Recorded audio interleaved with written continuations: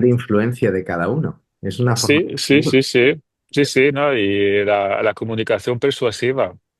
Al final, Wow. todo mensaje tiene allí un porcentaje de comunicación persuasiva, Mm, nos guste o no, pero al final, si estamos hablando con alguien es porque queremos que la otra persona entienda lo que nosotros tenemos en la cabeza, que intentamos persuadir, intentamos como que comparta por lo menos una emoción, que nos entienda. Entonces, todo mensaje tiene como esta componente de persuasión, que mm. yo creo que es importante saberlo, que existe. Y Bueno, estoy grabando esta llamada, no te he avisado. sí, sí, Se ha puesto a grabar automática, así sí, que sí, igual de aquí sacamos algún material, yo lo voy me a compartir apareció. contigo. Muy bien. ¿Mm? Ahora que hablas de persuasión, me viene a mí una, un pensamiento, y lo quiero poner aquí sobre la mesa, porque a veces cuando hablamos de persuadir, las personas piensan, o algunas personas nos conecta con manipular. ¿Sí? ¿Dónde está la distinción entre persuadir, digámoslo así, desde un lugar sano a manipular a otra persona? Porque a veces Bueno, persuadir, influenciar o influir y manipular son términos que, bueno, como que están en una nebulosa para algunas personas. está en la nebulosa, sí, pero es como tú dijiste, influencia social. Ujú. Todo es un cambio de actitud. Nosotros pensamos algo y actuamos de una manera. Pero entonces, el cambio de lo que nosotros pensamos y lo que actuamos tiene que ver con una influencia. Muchas veces es una influencia social, del grupo, de la mayoría, de un compañero. Entonces, la influencia viene de allí. Y evidentemente, esa influencia tiene un componente de persuasión. Intenta persuadir la otra persona.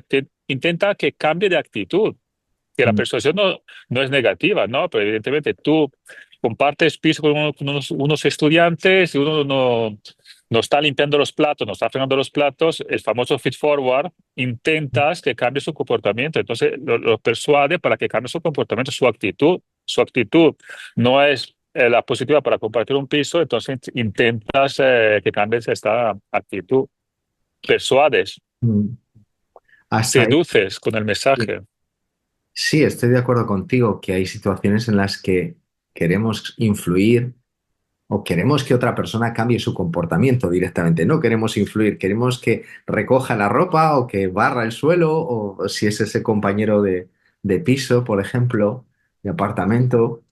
Queremos que algo cambie en nuestra vida y pensamos que depende de otra persona.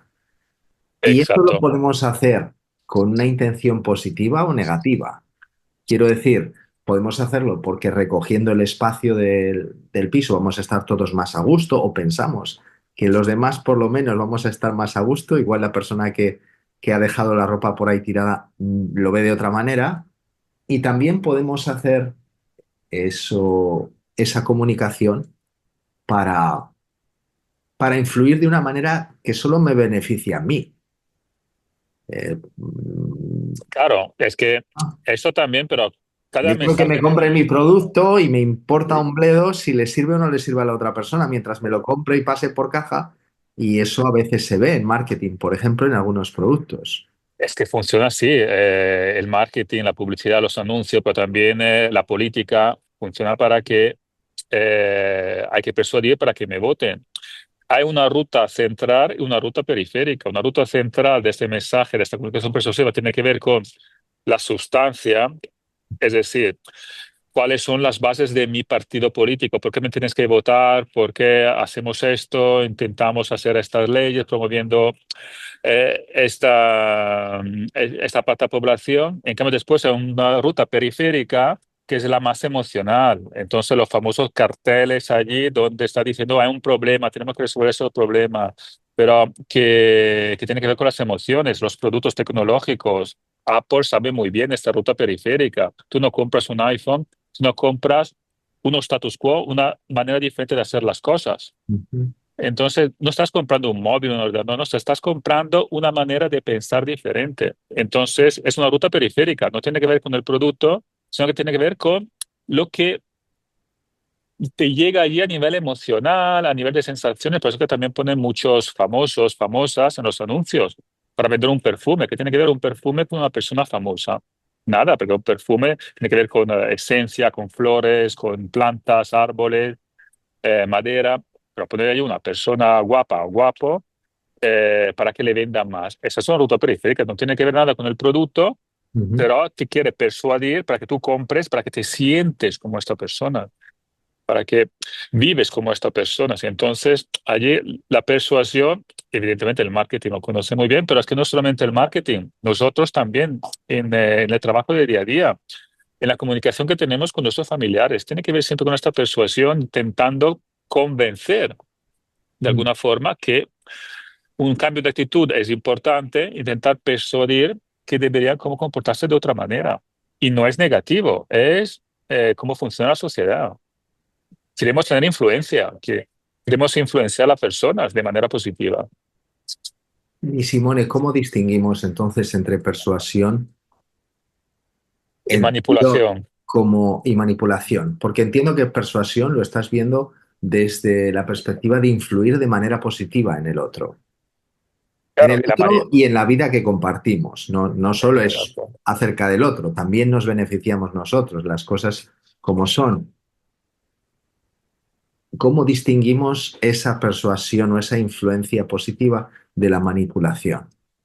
La manipulación tiene una componente negativa, es decir, tiene unos fines negativos. Es como la diferencia entre estereotipos y prejuicios. Los estereotipos no son malos. Todo el mundo tiene estereotipos, categoriza a las personas. Los prejuicios, en cambio, son malos porque antes de conocer a una persona ya actúas de manera negativa en relación con esta persona. La manipulación, de la misma forma. Antes ya de empezar a persuadir, ya sabes que lo estás manipulando, es decir, que quieres que haga algo quizá en contra de su voluntad para conseguir un fin, un objetivo individual que solamente te beneficia a ti. Entonces, la manipulación tiene que ver justamente con esto, con manipular, con corromper, con eh, tener un cambio de actitud con el otro, pero evidentemente para tus fines individuales. Entonces, pongamos un ejemplo práctico. Ahora sale un anuncio de un perfume, como has comentado antes, donde aparece una persona atractiva físicamente o un deportista famoso o una celebrity, llamámoslo así. ¿Eso Es qué sería? persuasión. Esto es persuasión. Esto es persuasión. Te intenta vender un producto, entonces te persuade para que tú te sientas como esa persona. Y quizás tú te vas a sentir como esa persona en el momento que tú te compras una marca de ropa, un perfume. Te sientes como este deportista, como esta persona famosa. Manipular, en cambio, ahí se ve mucho en los partidos políticos, cuando atacan, cuando ponen unas imágenes así como muy fuertes, intentando como manipular a los votantes. Sí, hay partidos muy extremistas que utilizan esas campañas, esas imágenes, esos memes, justamente para manipular sus votantes. Allí sí, en cambio, la venta de un producto no tiene que ver tanto con la manipulación, porque te está intentando vender un producto, te intenta seducir, persuadir de la copa, pero el manipular es quizás votando este partido vas en contra de tus intereses, pero estás favoreciendo este partido. Sí, Mm. entonces, y hay carteles, ahora no voy a mencionar cuáles, pero hay carteles muy llamativos, sobre todo en campaña electoral, que va justamente en esta dirección, ¿sí? Es decir, que intentan manipular el votante de esta forma, Mm. Y muy agresivos. si pudiéramos dar una vacuna contra la manipulación, ¿qué le puede servir a la persona para, bueno, estar abierta a la persuasión, que puede ser en beneficio propio, y de alguna manera elevar su resistencia a la manipulación? ¿Sí? ¿Qué le Yo podría creo, servir? Yo creo que es importante saber un poco cómo se compone este mensaje. Todos los mensajes que nosotros creamos, toda nuestra comunicación es persuasiva. Sí, toda la información que metemos en los mensajes de texto, cuando hablamos con alguien, evidentemente es porque nosotros queremos sacar algo interior hacia afuera por algún objetivo, para comunicar, para decir alguna cosa, para decir cómo nos sentimos. Claro, entendiendo ya que el mensaje es persuasivo siempre, sabemos cómo se construye, ¿sí? Una ruta central, una ruta periférica central en la sustancia, en lo que nosotros queremos expresar. La periférica es todo lo que construimos, que quizás es como un plus, es como algo más, con emociones, con bonitas palabras, en lugar de utilizar palabras como más brutas, el feed forward famoso, es decir, mejorar un comportamiento. Entonces, nosotros sabemos ya cómo funciona un mensaje de esta forma. A partir de allí ya podemos como descifrar si un mensaje es simplemente intenta seducirnos para que actuamos de una determinada manera, pero que tiene un bien común. En cambio, el otro, manipular, evidentemente, con mensajes mucho más llamativos y muchas veces son solamente 100% periférico. No hay nada de sustancia, no hay ninguna contenido central, es decir, básico. No, no hay información objetiva, no, es todo manipulado, es todo construido. Entonces, yo creo que a partir de allí es cuando nosotros tenemos que identificar si es un porcentaje ruta central, ruta periférica, o si es solamente periférico. Hay un estudio muy bueno de John T. Cacioppo, de la Ujú. Universidad de Illinois en Chicago, que justamente trata este tema de la comunicación persuasiva con la ruta central o la ruta periférica. Hizo un experimento y vio un poco cómo era fácil eh, persuadir, pero también manipular, ¿sí? El cambio de actitud en los participantes de este experimento. Y es muy fácil hacer esto. Es que los partidos políticos saben muy bien cómo manipular sus votantes, cómo llevarlo de un sitio para el otro, para que cambien sus actitudes y para que los voten y para que cambien también su manera de pensar, porque eso también, el votar un partido político te pide de lo que tú crees, de tus valores, de lo que tú piensas, pero claro, después tienes que votar. Y si este partido ya no te representa, hay que cambiar esa actitud. Entonces hay que manipular la población. Pero hay casos muy emblemáticos de los últimos años. Mm. Por lo que entiendo, para poder distinguir si hay una manipulación o no, es importante que prestemos atención a lo que es la ruta central y la ruta periférica. Si hay un contenido de fondo sustancial, que sería la ruta central, o si todo es, bueno, adorno, digámoslo así, adorno Emocional, te emocional. produce miedo, te produce malestar o te produce mucha felicidad, mucha alegría. Es decir, todo esto tiene que ver con la ruta periférica, todas esas emociones porque cuando uno ve un cartel de este tipo, un anuncio, así como una propaganda política, te produce miedo, miedo hacia el futuro. ¿Qué va a pasar? ¿Sí? ¿Qué va a pasar? Tengo que defender a los míos, tengo que defender a mi abuela. Es decir, todo ese miedo que te produce, evidentemente tienes que te provoca algo que quizás es irreal. Sí, muchas veces el miedo es irreal, es algo que Mm. el sujeto lo está produciendo, pero claro, a través de esos mensajes que es lo que lo está manipulando. Entonces, uno vota un partido en cambio de otro porque no hay nada racional allí, no hay ningún discurso objetivo, no hay ningún dato que pueda justificar este, este comportamiento, votar este partido. En cambio, está todo muy emotivo, muy emocional, está el miedo, está la frustración, está la impotencia. Entonces, todo esto es periférico. O sea que si prestamos atención a las emociones que sentimos y las vemos que de repente, digamos, se exacerban, se ponen demasiado vivas, es una gran señal de que la componente periférica, digámoslo así, es alta. Y ya puede Exacto, encender una lucecita de alarma diciendo, aquí hay gato encerrado, están tratando de influir en mi comportamiento, en lo que voy a votar o en lo que voy a comprar o en lo que voy a hacer. Alarma, alarma, exacto. alarma. ¿Esto a quién beneficia? ¿Me beneficia a mí o solo al que me ha mandado el mensaje?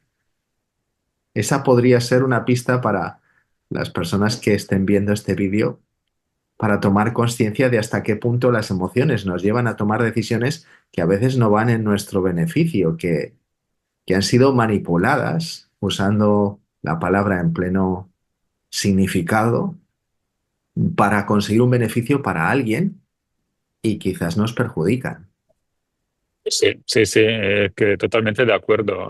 Cuando estamos viendo que nos estamos emocionando demasiado con un mensaje, estamos como, tenemos una frecuencia emocional muy elevada, tenemos que pararnos un poco, por eso que muchas veces hay que tomar las decisiones más a frío, no en caliente, justamente para que esas emociones que se han generado, porque son muy variables, ¿sí? Son muy performativas.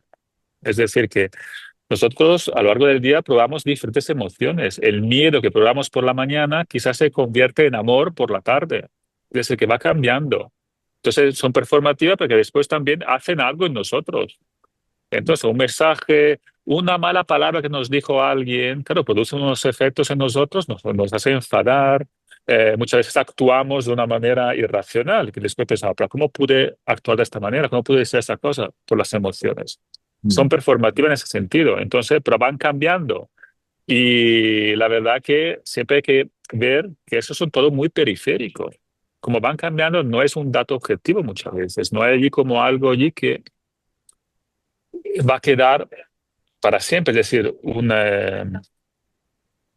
algo lógico, algo funcional, una ley, no sé, como algo que sí que tú ves que va más allá que lo periférico. Es algo central, que esto quiera. Entonces, esto sí que hay que distinguir en un mensaje, lo que hay de sustancia con todo lo que se ha construido hacia afuera. Mm.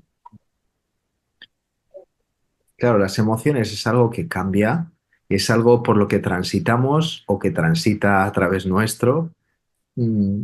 Es algo vivo que a veces nos lleva a tomar esas decisiones de las que en algunos casos nos arrepentimos. Y la cuestión es que también es algo muy humano, es Por algo que supuesto. forma parte de nuestra naturaleza, por lo menos hasta ahora, y a veces por mucho que uno quiera mantenerse racional a la hora de escuchar los argumentos, de sacar ese contenido central, bueno, se despiertan y se despiertan emociones todo el tiempo. De algunas somos más conscientes que de otras, porque algunas a veces las hemos encasillado en emociones negativas. Esta no me puedo permitir sentirme violento o no me puedo permitir sentirme triste porque ¿qué van a decir mis hijos o qué va a decir mi jefe o qué va a decir mi compañero de la oficina si me pongo a llorar o bueno, si las emociones se me notan? Sí, ahí hay ciertas convenciones culturales que también influyen en nuestra forma de vivirlas. ¿Qué, Sí. qué dirías que nos puede servir para vivirlas de una manera saludable y consciente, no solo a la hora de tomar decisiones, sino en nuestro día a día, en nuestro tránsito por ese vaivén emocional que también constituye parte de lo que vivimos? Pues esto es parte del aprendizaje emocional, de la gestión de las emociones. Es decir, que nosotros a lo largo de nuestra vida hemos sabido un poco cómo lidiar nuestras emociones. Unas emociones eran muy presentes cuando éramos niños, evidentemente después ya creciendo, estas se van como gestionando mejor y creo que allí es cuando nosotros aprendemos que algunas emociones no sirven, no son propositivas, ¿sí?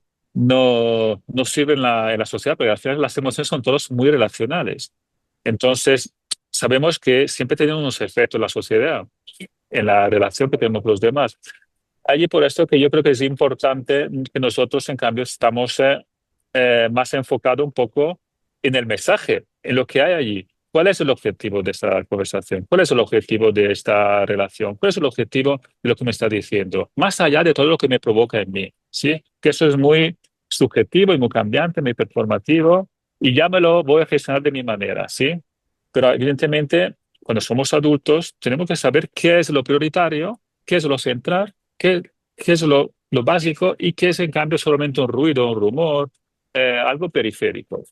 Entonces, allí justamente cuando una persona es madura, sabe exactamente cómo lidiar con esas emociones, cómo gestionarlas. Es difícil, por supuesto, porque siempre te sorprenden las emociones, aunque tú crees que las estás gestionando, pero nunca sabes una situación como somos seres humanos, no podemos controlar al 100%. Nunca sabes lo que te puede ocurrir, lo que te puede pasar, que te puede generar nuevas emociones, nuevas maneras de sentir una emoción que te sorprende. Entonces, que no somos inteligencia artificial, que siempre un input produce un output que más o menos está como ya preestablecido. No, no, en cambio, nosotros no somos máquinas. Por esta razón que también el mensaje siempre es persuasivo, porque nunca sabes a aquella persona en aquel momento cómo va a recibir ese mensaje. Mm.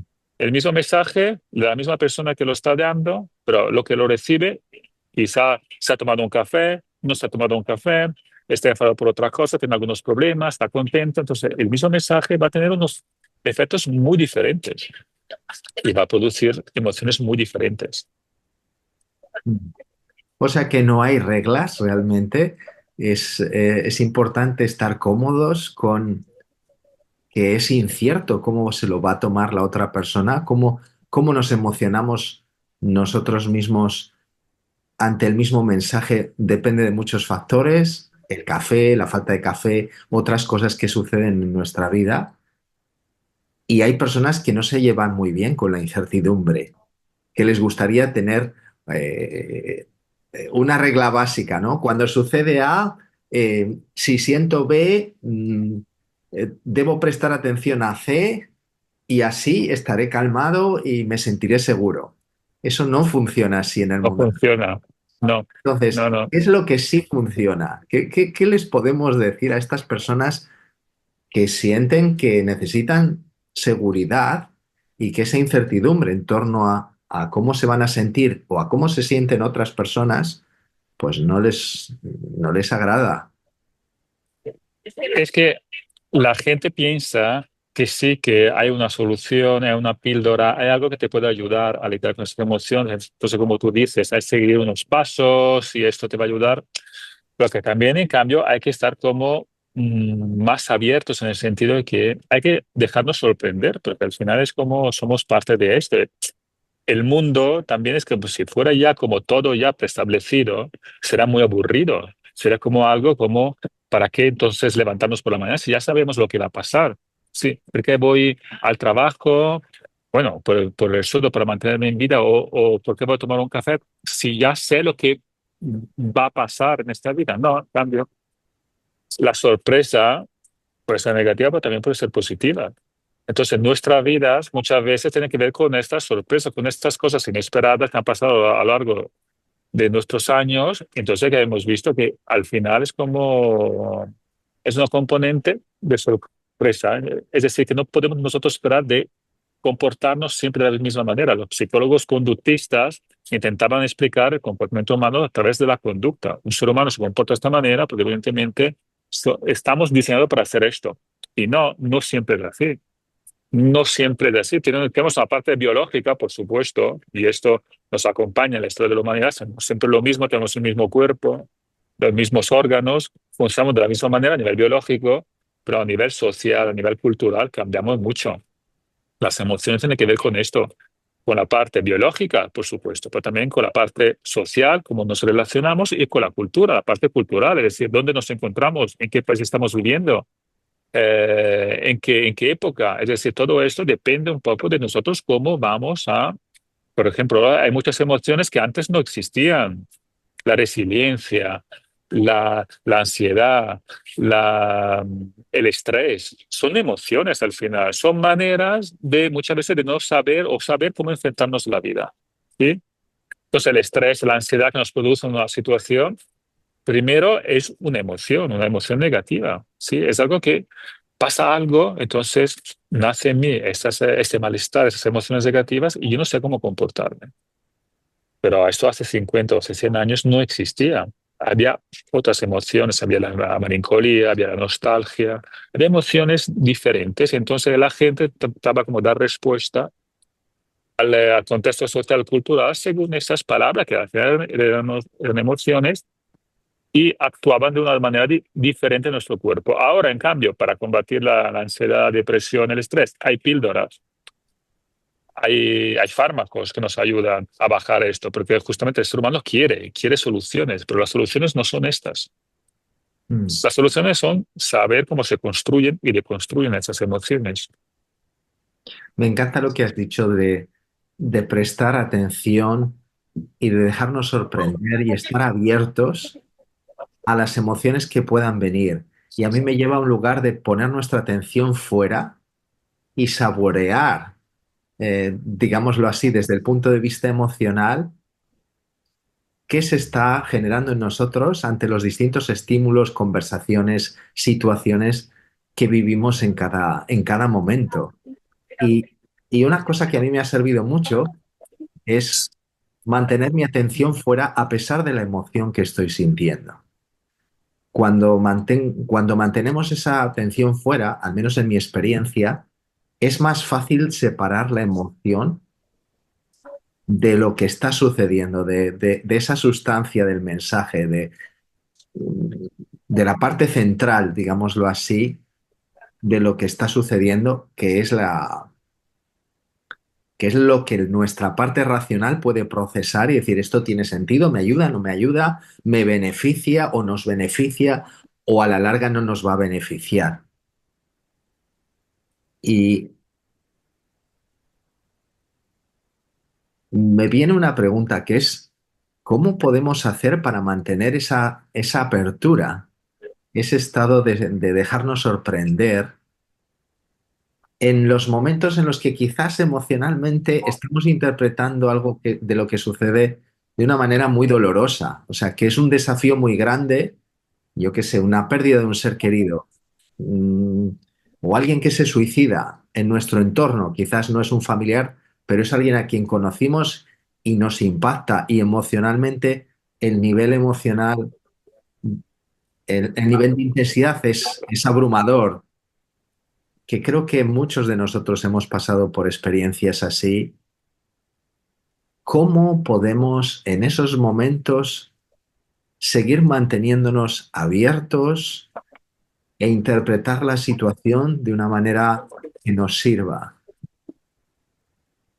Bueno, muy buena esta cuestión, Jorge. Es que al final es justamente esto, porque la vida se compone por esos acontecimientos también. Y las emociones, la verdad, que no hay que tenerle miedo a las emociones. Es decir, que son parte de nuestra vida y nos ayudan a interpretar un efecto, un acontecimiento.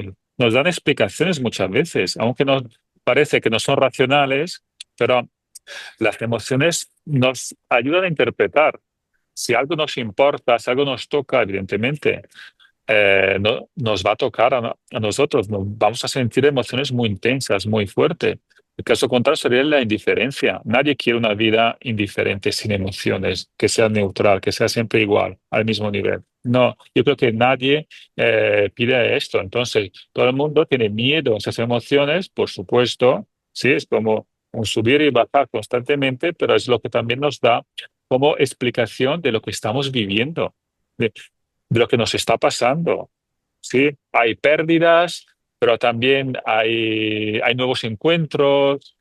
eh, es decir, que todo esto es parte un poco de lo que somos.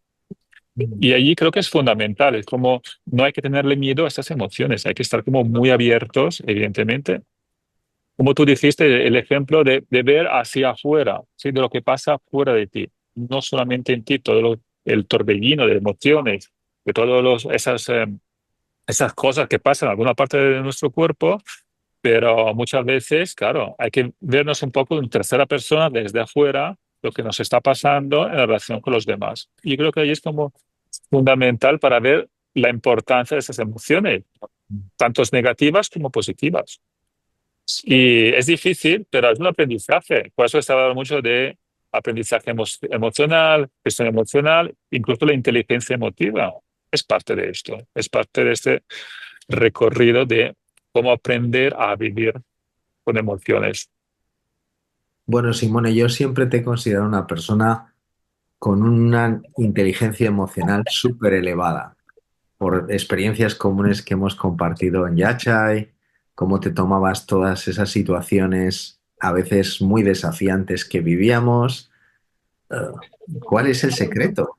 No, pero justamente esto que comenta Jorge, es justamente lo que tú dijiste. Es decir, aunque a uno le pasan muchas emociones dentro, y a mí también me pasaban muchas emociones dentro, pero verte desde fuera, entonces verte para la situación, qué es lo prioritario, qué es lo principal. Si las emociones sí existen, pues nosotros tenemos que ver como un plan común. Mm. para el bien común. Entonces, ver hacia afuera qué es lo principal, lo prioritario. Y tú mismo eh, has dicho esta clave, esta solución para entender estas situaciones complicadas. Es decir, que verse desde afuera. Entonces, salir un poco de las emociones que las estamos probando, estamos pasando fatal y nos está afectando, pero verse hacia afuera. ¿Qué es lo mejor para nosotros y para el contexto en que estamos? Entonces, allí, como tú dijiste, ves a una persona con mucha confianza de lo que está haciendo, de lo que piensa, y claro, transmite confianza, y eso es fundamental. Cuando en un mensaje, ¿no? Como comunicación persuasiva, el mensaje, por supuesto, tiene que ver con nuestras emociones, pero también el que da el emisor, el que da el mensaje, tiene que tener confianza de lo que dice. Porque si uno no tiene confianza en sus palabras, en lo que está haciendo, lo que está diciendo, todo va cayendo. Entonces puede ser un mensaje fantástico, fabuloso, pero si Steve Jobs no estaba convencido que su manera de pensar tecnología cambiaba el status quo de las personas, sus productos fracasaban como han fracasado muchas otras marcas. Entonces, por allí va la cosa. Es decir, que las emociones las tiene todo el mundo y es muy difícil lidiar con esto, pero después, desde afuera, tienes que verte como sí, que sirve comportarse de esta manera y sirve tener esta confianza, sirve para el bien común, para el objetivo común. Y creo que esto es clave. Mm. Wow. Me quedo entonces con dos estrategias. Una es la de mm, poner nuestra atención afuera para desacoplarnos del torbellino emocional que a veces sentimos. La otra es vernos desde afuera, que es ligeramente distinta. O sea, si yo pusiera la atención como un foco, lo estaría enfocando hacia afuera. La otra es, lo estaría enfocando desde arriba, a ver cómo me veo yo desde arriba, desde otra perspectiva. Y eso también nos ayuda a desacoplarnos de esa emoción y vernos en tercera persona. ¿Y qué servirá? ¿Qué servirá? ¿Qué nos servirá en ese contexto que estamos viviendo cuando estamos sintiendo esa emoción? ¿Qué es lo importante? ¿Qué es lo principal? Me quedo con esa pregunta también. Yo creo que esto es muy Sí, útil. sí, sí, muy bien lo que has dicho, ¿no? Porque el problema que también vivimos son en sociedades muy egocéntricas. Es decir, de lo mío que hay. Y lo mío es lo más importante que el tuyo. Y lo que siento yo es más importante de lo que sientes tú. Entonces, las redes sociales potencian mucho este egocentrismo. Sí que todo el mundo tiene en parte, pero ahora está como muy potenciado por esto de ponerse siempre en primera persona y decir lo que pensamos, lo que sentimos, todas las emociones que nos pasan. Entonces, y allí nadie se pone en una tercera persona, ve desde afuera lo que está pasando en una situación para un bien común. No, el problema de la sociedad de hoy en día que es muy individualista. Y entonces este egocentrismo exasperado es lo que hace muchos daños, porque todo el mundo quiere la solución para él. No es que tengo depresión, tengo ansiedad, tengo estrés, tengo miedo, quiero una solución ya. Quiero una píldora ya que me solucione esto. No, no, es que el problema no es solucionar tu miedo, tu ansiedad, tu depresión. No, es que la sociedad no produzca ya tanto miedo, tanta ansiedad, tanta depresión. Mm, Entonces, hay que, como tú dijiste, mover el foco desde la persona hacia afuera, en una tercera persona, ver desde como un dron, desde arriba, lo que está pasando en un contexto, en una situación. Allí sí, es como que movemos este foco, que muchas veces nos cuesta mover el foco desde y yo, no, ver un poco yo, pero también relacionado con los demás, Y el en un dron, y el contexto, en una dron, y el situación. dron, podemos cambiar el Eh, discurso en vez de y yo no, y el dron, y el el dron, dron, dron, y desde sí, ahí cambiar completamente el chip. Mm, Simone, exacto. esta conversación improvisada yo creo que ha sido maravillosa. Creo que tiene un valor. Sí.